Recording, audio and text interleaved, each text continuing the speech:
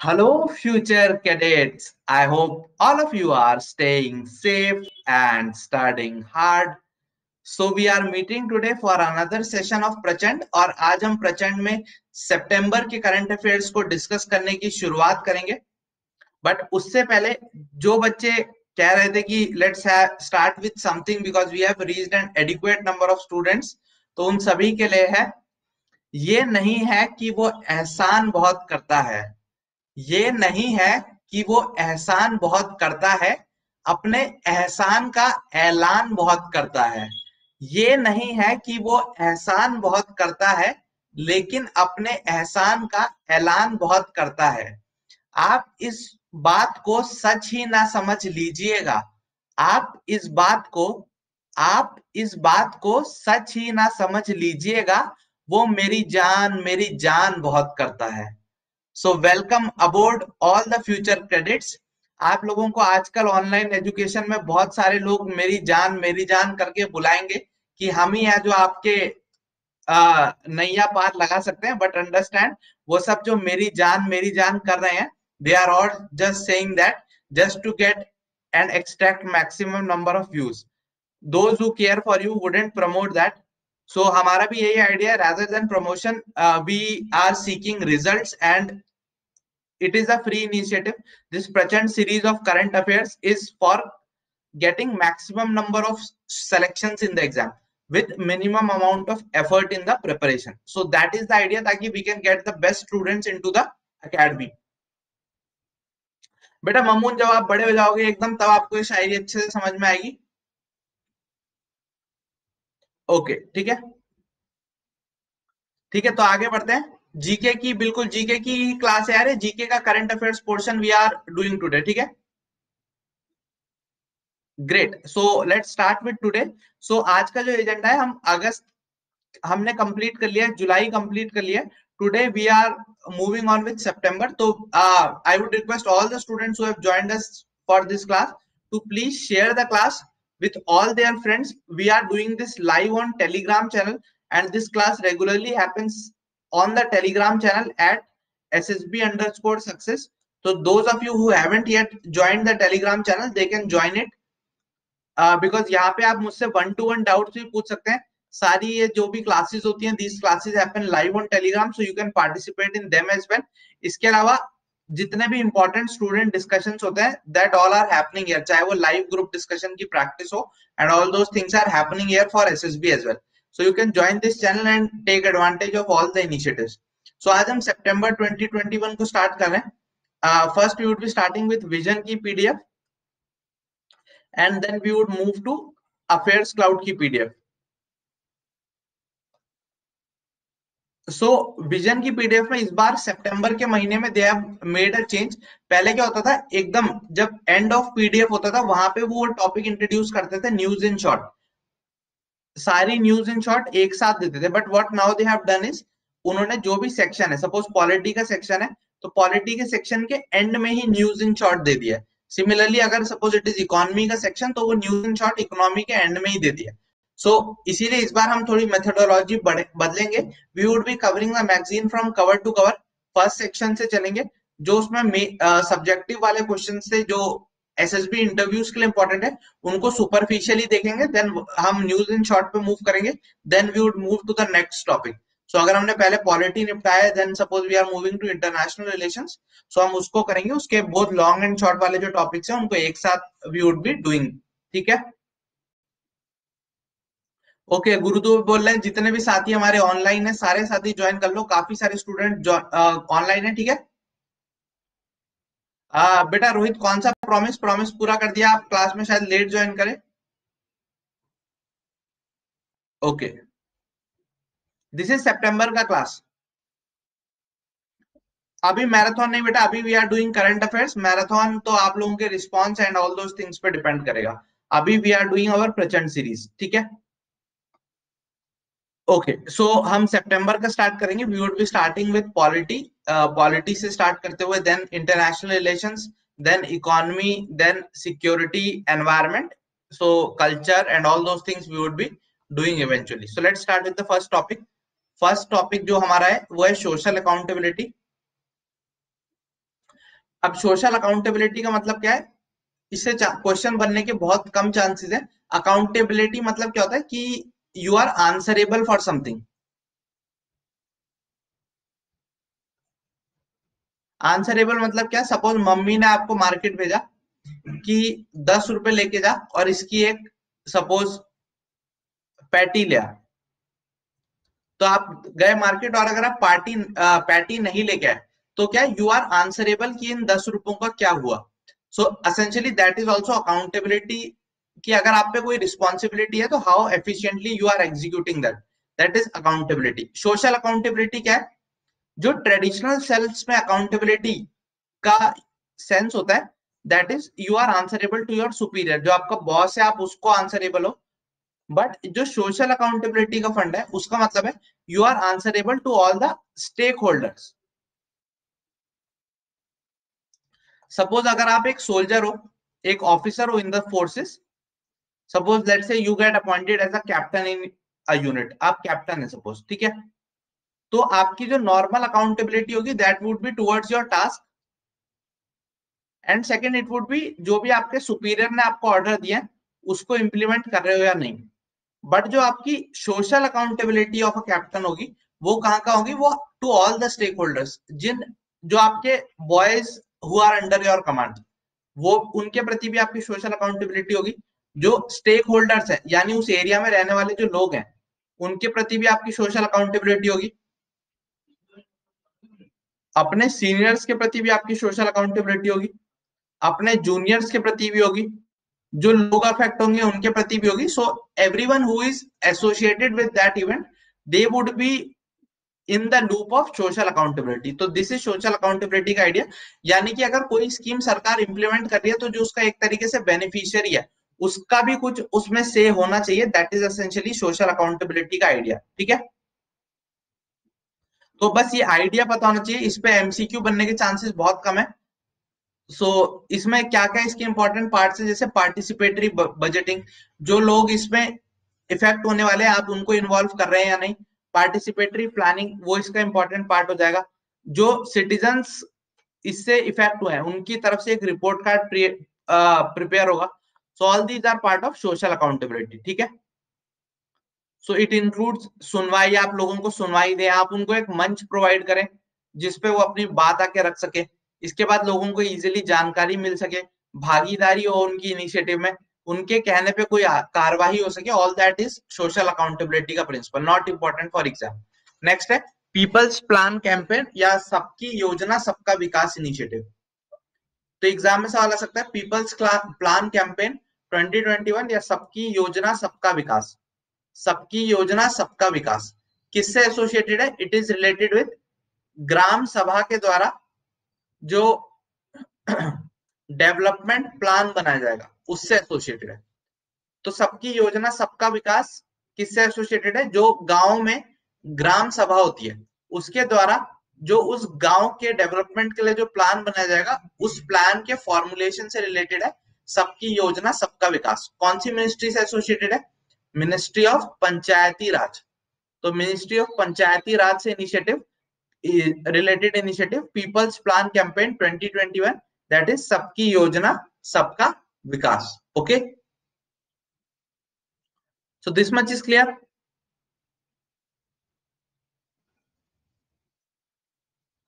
ये फंडा क्लियर है सबको, एनी डाउट इन दिस। अच्छा मुझे कोई ये बताओ, who is called as the father of Panchayati Raj institutions in India.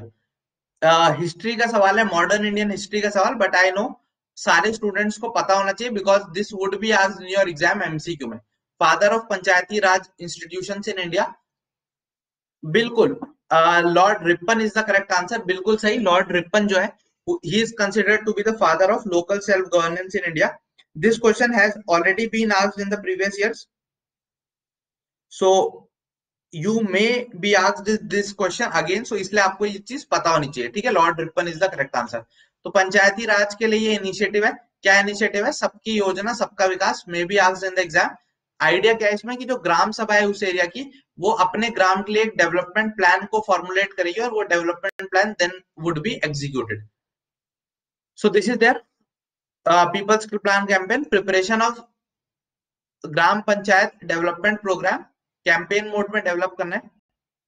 ग्राम सभा मीटिंग्स के द्वारा इसको बनाया जाएगा और इसमें विमेन का पार्टिसिपेशन, जितने भी वल्नरेबल सेक्शन है, SC ST विमेन, सबका पार्टिसिपेशन होगा। SHGs all these would be involve. So basically क्या है वो बस हमें पता होना चाहिए, no need to go into its minute details. ये जो ग्राम स्वराज एप्लीकेशन है, ये किससे रिलेटेड है? E Gram Swaraj is also related to Panchayati Raj institutions. उनमें जो 73rd कॉन्स्टिट्यूशनल अमेंडमेंट एक्ट है, उसका कितने इफेक्टिवली इंप्लीमेंटेशन हो रहा है उसको चेक करने के लिए ई ग्राम स्वराज एप्लीकेशन एग्जिस्ट करती है। ठीक है, सो ये 2 अक्टूबर से कैंपेन स्टार्ट हो जाएगी with Gandhi ji birthday and eventually it would be further. क्या है इसमें? जो ग्राम पंचायत है वो एक डेवलपमेंट प्लान बनाएगी, it would be approved up to the higher level and then it would be executed. तो essentially it is a form of decentralised planning. Decentralised planning यानी पहले क्या होता था, टॉप डाउन अप्रोच होती थी, ऊपर से कोई इनिशिएटिव स्टार्ट होगा, it would be flowing down. अब उल्टा है, जो gram panchayat at the local level है, it would be formulating a plan और उसके प्लान के बेसिस पे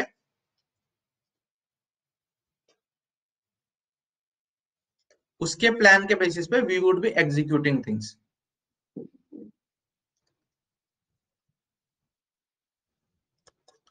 Okay, so this much is clear. Ministry of Panchayati Raj, Devika, Ministry of Panchayati Raj is there. नहीं बेटा, Lord Dalhousie was not the one, Lord Ripon was there. ठीक है, yes, grass root development से आप इसको link कर सकते हैं। सो आगे बढ़ते हैं। तो हमने योजना देख ली, मिनिस्ट्री देख ली, क्या उसका मूलभूत ढांचा है वो देख लिया। अब deputy speaker of Lok Sabha, not important for our exam. क्यों? बिकॉज आर्टिकल आपको पता है, आर्टिकल 93 हमारे कॉन्स्टिट्यूशन का है, बस ये पता होना चाहिए utmost. Article 93 of our constitution deals with the post of speaker and deputy speaker. अब पिछले 2 साल से कोई डेप्यूटी स्पीकर अपॉइंट नहीं हुआ है, इसको लेके कोई कोर्ट केस चल रहा है, तो फाइनल वर्डिक्ट आने दो, तब देखेंगे क्या वर्डिक्ट आया। डेप्यूटी स्पीकर का जो यूजुअली ट्रेंड रहा है वो मेजर अपोजिशन पार्टी का, जो सबसे लार्जेस्ट अपोजिशन पार्टी होती थी, उसके द्वारा जो बंदा नॉमिनेट किया था तो उसे अपॉइंट करते थे, बट ऐसा इस बार नहीं हुआ, 2 साल से पोस्ट खाली है। तो इससे स्टैटिक का सवाल बनेगा, डेप्यूटी स्पीकर से स्टैटिक का सवाल बनेगा, जैसे आर्टिकल 93। दूसरा पूछेगा, अगर डेप्यूटी स्पीकर को रिजाइन करना है तो वो अपना रेजिग्नेशन किसको देता है? दूसरा, अगर स्पीकर को रिजाइन करना है तो वो रेजिग्नेशन किसको देता है? These questions have been asked earlier by UPSC, तो ये आपको स्टैटिक में पता होना चाहिए। फिर all India service conduct rules में चेंज हुआ, नॉट इंपॉर्टेंट। बेसिकली ये कहता है कि अगर आप विदेश गए और 20,000 रुपए तक का कोई आपको गिफ्ट मिला तो आप वो गिफ्ट आप अपने पास रख सकते हैं, आपको सरकारी खजाने में जमा करने की जरूरत नहीं है, not important. PM cares fund को लेके सरकार ने ये बोला है कि हम आरटीआई के अंदर नहीं आएंगे, we are not a part of the state under article 12 of the constitution. हम उसके अंदर नहीं आते, we are just a charitable trust, तो इसलिए हम आरटीआई के अंदर नहीं आएंगे। ठीक है, अब तो पीएम केयर्स फंड इसलिए न्यूज में, पीएम केयर्स फंड के चेयरमैन हम सभी को पता है प्रधानमंत्री जी हैं। कई बार ये मेंबर पे सवाल आ सकता है, तो defence minister, home minister, finance minister इसके ट्रस्टीज हैं। Okay, so this much is clear. Any doubt in this? Okay, any hello पापा जी, प्रणाम।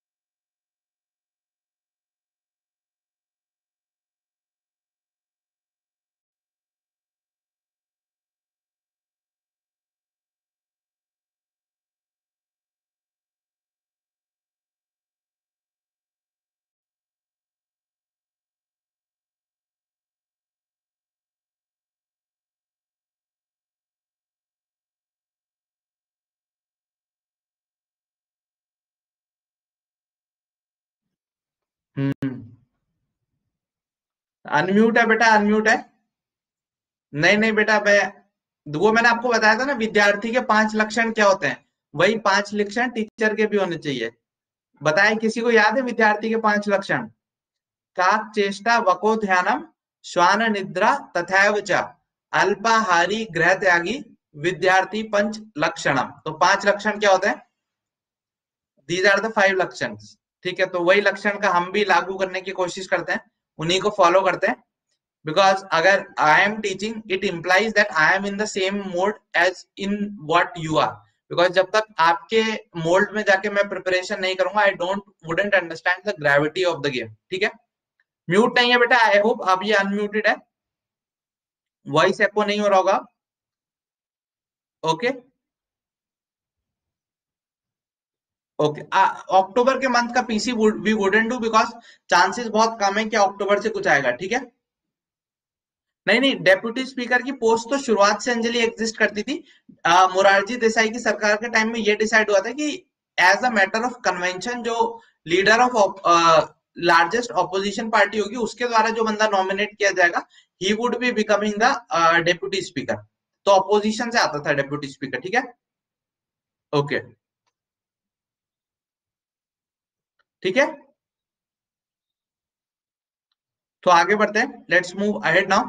सो पीएम केयर्स फंड के मेंबर देख लिए, मेंबर इंपॉर्टेंट है, क्वेश्चन में भी आज होम मिनिस्टर, फाइनेंस मिनिस्टर और डिफेंस मिनिस्टर, तो जो जितने भी इंपॉर्टेंट मिनिस्टर्स हैं, तीनों इसके मेंबर हैं, along with prime minister being the ex officio chairperson. This is not important. Next है इंडिया की first state, India first state to implement India enterprise architecture कौन सी बनी है? मेघालय। और उन्होंने जो इम्प्लीमेंट किया है that is Meghalaya enterprise architecture project which is called as Megha. तो अगर सवाल आते हैं इंडिया की first state to implement India enterprise architecture, it would be Meghalaya. Now what is India enterprise architecture? Basically आप देखते हो हर एक स्टेट का जो अपना ऑनलाइन सर्विस प्रोवाइड करने का फ्रेमवर्क है वो थोड़ा थोड़ा डिफरेंट है।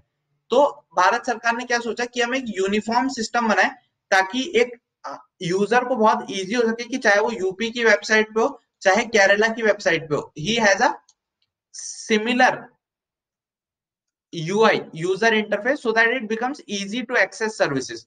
तो इसके लिए उन्होंने एक इंडिया एंटरप्राइज आर्किटेक्चर क्रिएट किया था, ताकि इनके ऊपर जो आईटी इंफ्रास्ट्रक्चर बिल्ड करना है वो भी इजिली बिल्ड हो पाए, और सारी एजेंसीज के बीच में जो डेटा है वो इजिली शेयर हो पाए, जो कोऑर्डिनेशन हो वो सिंप्लीफाई हो पाए। सो ऑल ऑफ दैट के लिए उन्होंने इंडियन एंटरप्राइज आर्किटेक्चर बनाया, और first state to implement this Indian enterprise architecture that is the India vision is Meghalaya. तो क्वेश्चन में सवाल, पेपर में सवाल आ सकता है,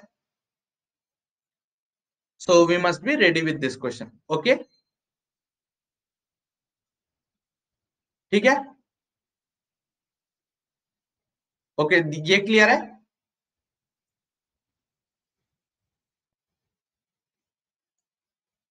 ठीक है, लेट्स मूव अहेड नाउ।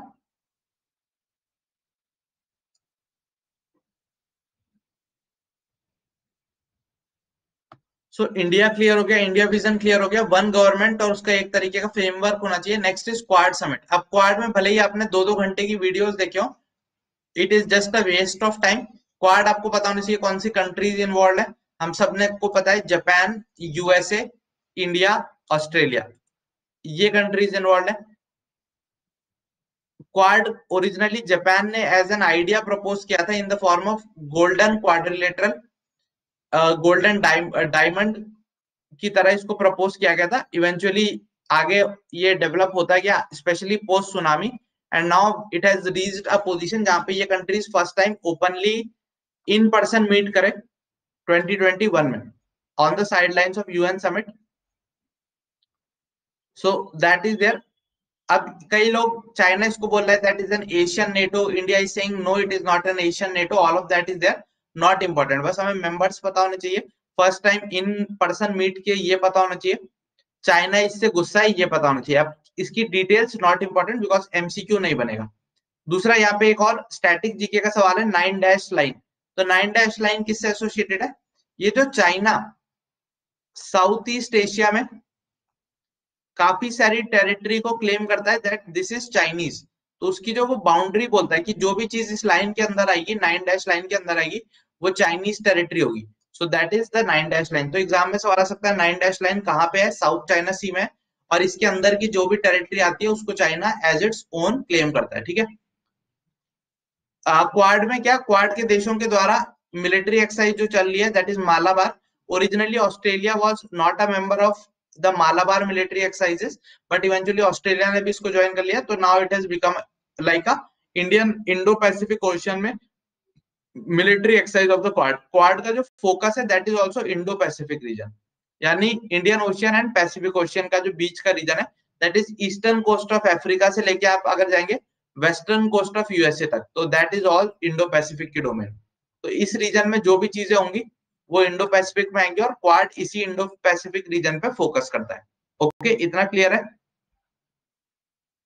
नहीं, ऑफिशियली ये चाइना का काउंटर नहीं है। इंडिया ने तो ऑफिशियली बोला है कि ये इसका चाइना से कोई लेना देना नहीं है। This grouping is not against any country, this is just to further the strategic interest of India. So tactically speaking, India has never said that this is against any other country. ठीक है? So this thing we must keep in our minds. Okay, so shall I move ahead now? अब quad में इतना important है because अभी objective exam में इससे ज्यादा क्वेश्चन बनने की पॉसिबिलिटी कम है। क्वाड में हर एक चीज पे फोकस हो रहा है। कोविड पे आपको पता है, वैक्सीन पे इशू हो रहा है, क्लाइमेट चेंज, सप्लाई चेन्स को रिजिलियंट बनाने के लिए, all of that is happening. अच्छा, मैंने पिछले करंट अफेयर्स में पढ़ाया था पिछली बार G7 की समिट कहाँ हुई थी, किसी को याद है? Where did the G7 summit happen this time? और जहां पे फाइनली उनका एजेंडा निकल के आया था कि we would be furthering the building Back Better World initiative. नहीं, G20 वो इटली में जो हुई थी वो G20 थी। G7 कहाँ हुई थी बेटा? G7 अलग है, G20 अलग है। एक्सरसाइज का नाम था मालाबार, बिल्कुल सही। ठीक है। यस, यूके में कॉर्नवॉल डिक्लेरेशन था ना जी के, ये हम पहले प्रचंड में पढ़ चुके हैं, दिस पुराना current affairs, Cornwall declaration UK में। सो G7 की समिट वहां हुई थी। G20 happened in Italy, G20 was Italy बेटा।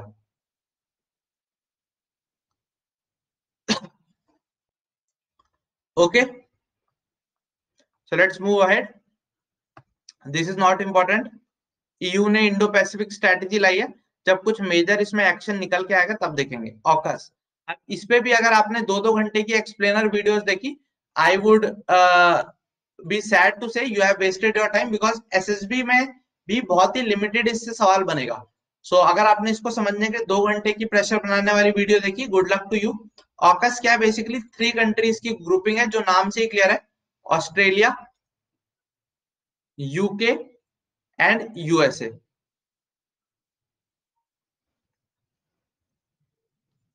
So AUKUS is a trilateral grouping of these 3 countries. What is the idea behind this grouping? It is a strategic grouping और इनमें clear cut focus है military की तरफ, ज्यादा रुझान है इसका, और चाइना को काउंटर करने का आइडिया है इसमें। सो इसमें क्लियर कट आइडिया कि हमें चाइना को के इंक्रीजिंग जो इन्फ्लुएंस है उसको काउंटर करना है। It is largely military in nature और ये स्ट्रेटेजिक पर्पज से फॉर्म हुई है। कौन कौन मेंबर है? Australia, UK, USA. अब इससे आपने सुना होगा फ्रांस नाराज हो चुका है, बिकॉज फ्रांस का एक सबमरीन बेचने का कॉन्ट्रैक्ट था ऑस्ट्रेलिया को, डीजल सबमरीन, अब वो कॉन्ट्रैक्ट कैंसिल हो चुका है, तो उसकी वजह से फ्रांस नाराज है। यूएसए ने बोला है कि ये जो सबमरीन की टेक्नोलॉजी है, ऑस्ट्रेलिया तुम चिंता मत करो, मैं ही तुम्हें ये न्यूक्लियर सबमरीन बनाने की टेक्नोलॉजी प्रोवाइड करवा दूंगा, जो टेक्नोलॉजी यूएसए ने इससे पहले सिर्फ यूके को प्रोवाइड करी थी। So that is AUKUS. India इसके ना ही फेवर में है ना ही अगेंस्ट में। इंडिया हैज सेड कि ये हमें जो हमारा क्वाड इनिशिएटिव है उसको it is not going to impact. So बस इतना ही याद रखना है, मेंबर कौन है, क्या इशू चला है, anything more than that is not important at this stage. ठीक है। Yes, juice GF is correct. G7 members को याद करने की जो ट्रिक थी दैट वाज जूस जीएफ। बहुत सही आशीष, बिल्कुल विजेंद्र, ठीक है। Okay, so this is clear. बिल्कुल, रोहित बोल रहे हैं उन्होंने अपना बैकलॉग वीडियोस का कंप्लीट कर लिया, that's great Rohit. Okay, so this is clear. अब इसमें nothing much more is important, so we can safely move ahead. India France relation पे भी काफी बड़ा इसमें राइट अप दिया है, बट अगेन नॉट इम्पोर्टेंट। जो बेसिक स्टैटिक चीजें वो आपको पता ही होंगी कि रफेल हम फ्रांस से खरीद रहे हैं। All these are very very easy things जो आप सभी को पता है। ओके, सो ऐसा कुछ इसमें यूनिक नहीं है जो आपको ना पता हो। नेक्स्ट है free trade agreements. So India काफी सारे देशों के साथ काफी सारे फ्री ट्रेड्स अग्रीमेंट नेगोशिएट कर रहा है। तो उसी में एक आइडिया है अर्ली हार्वेस्ट का। अर्ली हार्वेस्ट मतलब जो लो हैंगिंग फ्रूट्स है, यानी ट्रेड डील तो बहुत ही बड़ी होती है, बहुत ही कॉम्प्रिहेंसिव होती है, लेकिन जो चीज हम इजीली उसमें एग्री कर सकें। सपोज मियाँ बीवी में झगड़ा चल रहा है, झगड़ा चल रहा है कि हमें जो अपने घर में वाटर कूलर लगाना चाहिए वो कैंट का लगाना चाहिए, या हमें सपोज किसी दूसरी कंपनी एक्स का लगाना चाहिए। तो दोनों का झगड़ा चल रहा है, कोई भी एग्री नहीं कर रहा। अब अगर मैं एक मिडिल ग्राउंड फाइंड करने की कोशिश करूं, मैं दोनों से बोलूंगा चलो इस झगड़े को परे रखते हैं, पहले ये डिसाइड कर लेते हैं कि हमें वाटर प्यूरिफायर लगाना है या नहीं। तो दोनों बोलेंगे हाँ वाटर प्यूरिफायर तो लगाना है। So this was a low hanging fruit जिसपे हम दोनों का एग्रीमेंट ले सके। सो इसी चीज को क्या बोलते हैं, अर्ली हार्वेस्ट स्कीम। तो early harvest scheme of free trade agreements is essentially that which is a precursor to an free trade agreement. और इसमें बेसिक आइडिया क्या होता है कि दोनों के बीच में कॉन्फिडेंस बिल्ड हो सके टैरिफ लिबरलाइजेशन को लेके, and both of them get to place where they can reach some mutual understanding. So early harvest scheme पे कई बार सवाल आ सकता है, अर्ली हार्वेस्ट स्कीम एफटीएस से रिलेटेड है, क्या उसका मतलब है हमने देख लिया। अब एफटीएस को भी अगर आप और एडवांस लेवल पे जाएंगे, जैसे these are preferential trade agreement, इससे एक लेवल ऊपर आता है फ्री ट्रेड अग्रीमेंट, उससे एक लेवल ऊपर आता है कॉम्प्रिहेंसिव इकोनॉमिक कोऑपरेशन अग्रीमेंट, उससे एक ऊपर customs union, then common market, then economic market. तो जैसे ईयू जो है आपका, ईयू है, it is an economic union, economic market, because वहां पे एक देश से दूसरे देश में people, capital, everything can move. So that is economic market. Common market वो होता है जिनका आउटसाइड प्लेयर्स के लिए सेम इंटरेस्ट रेट लगता है। ठीक है, सो इसी तरीके से आप नीचे आते जाएंगे तो differences keep on increasing.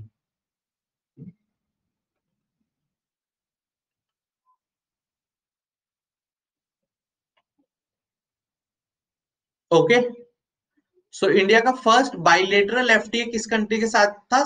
China के, श्रीलंका के साथ था। ठीक है,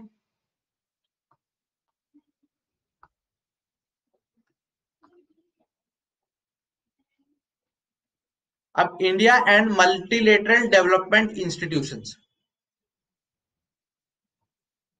मल्टीलेटरल डेवलपमेंट इंस्टीट्यूशंस जैसे वर्ल्ड बैंक हो गया,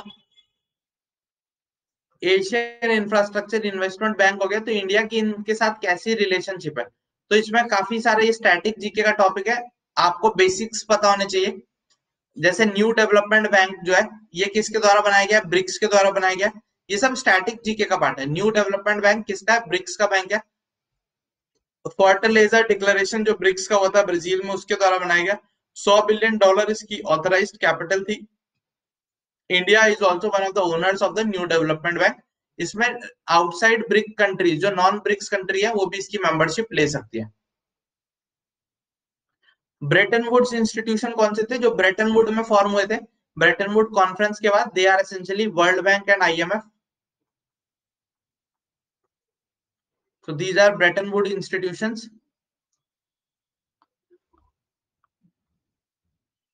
तो ये कुछ मेजर जो इंस्टीट्यूशंस है, first multilateral, first is the World Bank Group. तो कई लोग सोचते हैं वर्ल्ड बैंक और वर्ल्ड बैंक ग्रुप एक ही है, नहीं। World Bank Group is a bigger body, इसके अंदर वर्ल्ड बैंक के कुछ इंस्टीट्यूशंस आते हैं। ठीक है, तो वर्ल्ड बैंक ग्रुप के अंदर आईबीआरडी आता है। This IBRD is essentially what is commonly called as the World Bank. Next is International Financial Corporation, IFC. Next is International Development Agency. Then there is this Multilateral Investment Guarantee, ऐसा करके कुछ कुछ नाम है। तो बस अपने लिए एग्जाम के लिए क्या इंपॉर्टेंट है कि इंडिया इन सबका मेंबर है apart from MIGA. India is not a member of MIGA. IBRD, IFC, IDA, इन सबका इंडिया मेंबर है, it is not a member of MIGA. World Bank का हेडक्वार्टर कहाँ है? वॉशिंगटन में, हम सबको पता है। आईएमएफ का हेडक्वार्टर कहाँ है? वॉशिंगटन में। इसका headquarter not important. Asian development Bank का हेडक्वार्टर कहाँ है? मनीला, फिलीपींस में। न्यू डेवलपमेंट बैंक का हेडक्वार्टर कहाँ है? शंघाई में, इंपॉर्टेंट है। एआईआईबी का कहाँ है? बीजिंग में। तो एआईआईबी जिसका हेडक्वार्टर बीजिंग में, तो बीजिंग चाइना की कैपिटल है, तो ये लार्जली चाइनीज कंट्रोल है, चाइना की ओनरशिप इसमें मैक्सिमम है। अब शंघाई ऐसी जगह है जहां चाइना के अलावा बाकी पावर्स भी एक्टिव हो सकते हैं। तो जो न्यू डेवलपमेंट बैंक है, जो ब्रिक्स की मदद से फॉर्म किया गया, उसमें सारी कंट्रीज की इक्वल मेंबरशिप है। दैट इज ब्रिक की जितनी भी कंट्रीज हैं, all of them have equal membership. तो न्यू डेवलपमेंट बैंक का हेडक्वार्टर शंघाई, एशियन एआईआईबी का headquarter Beijing. All these are probable questions which may be asked in the exam. ठीक है।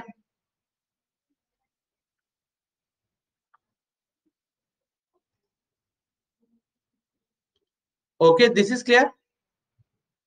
Thanks a lot philanthropist. Yes, this is very useful for the upcoming exam. Also sorry, MIGA का India member है, India is not a part of. एक और body जो है, that is ICSID, International Centre for Settlement of Investment Dispute. ये भी इसी के अंदर है, वर्ल्ड बैंक ग्रुप के अंदर। India is not a party to that, sorry for that. यहाँ पे ये एरर हो गया था, I also didn't see it. ICSID भी है। डिस्प्यूट सेटलमेंट जो दो कंट्रीज के बीच में होता है, उसकी जो ग्रुपिंग है, उसका आईसीएसआईडी है। India is not a member of ICSID वाली जो है ग्रुपिंग है, डिस्प्यूट सेटलमेंट वाली। ठीक है, so India is not a member of that. Okay. अब यूएनएससी ने रिजोल्यूशन पास किया अफगानिस्तान की सिचुएशन को लेके, not important, unlikely to be asked. UNSC का रिजोल्यूशन 1267 किससे डील करता है? वन लाइनर पूछा जा सकता है। So it deals with terror people who have been designated as terrorists, those who have been designated as terrorists. Okay, so that is there. SCO का हमने देख ली थी इस बार, समिट कहाँ हुई है? शंघाई कोऑपरेशन ऑर्गेनाइजेशन की। It happened at Dushanbe. Rats हम पहले पढ़ चुके हैं, एक्सरसाइज पीस मिशन हम पहले बात कर चुके हैं। All these things we have already discussed in the past. Eastern Economic Forum, Eastern Economic Forum में इंडिया को इस बार इनवाइट किया गया था। आपको बस मेंबर्स पता होने चाहिए। ईस्टर्न इकोनॉमिक यूनियन किसके द्वारा स्टार्ट किया गया एक इनिशिएटिव है? रशिया के द्वारा स्टार्ट किया गया एक इनिशिएटिव है। व्लादिवोस्तोक जो रशिया की जगह है, वहां पे ये हर साल इकोनॉमिक फोरम की मीटिंग होती है। सो ईस्टर्न इकोनॉमिक फोरम की मीटिंग कहाँ होती है? Vladivostok, Russia. Only this much is important.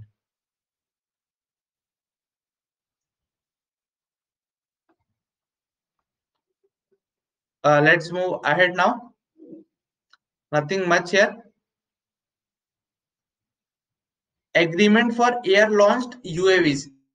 Agreement on air launched UAVs is an initiative between India and USA. इसके अलावा इंडिया यूएसए के बीच में तीन मेजर अग्रीमेंट जो हो चुके हैं already, that is GSOMIA, LEMOA, COMCASA and BECA. Although ये सब पुराने करंट अफेयर्स हो चुके हैं, तो unlikely to be asked, so we can skip them अभी। बट आपको पता होना चाहिए, India and USA are coming very very close to each other in defence में, एक दूसरे के साथ एंगेजमेंट के साथ। These are usually called what popularly called as the foundational agreements, जिनके बेसिस पे USA close defence tie form करता है with any country. So India has signed all of them now in a modified form.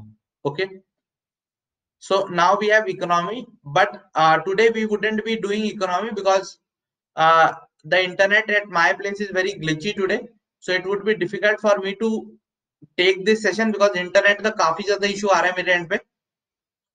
Okay, so I would be taking these parts in the next class. Meanwhile, it is your task to practice all these all the questions जो अभी तक हमने पढ़े, उससे related जितने भी MCQs आप solve कर सकते हैं, दैट वी वुड डू। ठीक है, सो आज हम इतना ही करेंगे टिल दिस, आगे के we would do in the next class. Okay, so आज जल्दी छुट्टी करते हैं, आप भी इंजॉय करिए। बाय बाय, जय हिंद, गुड नाइट।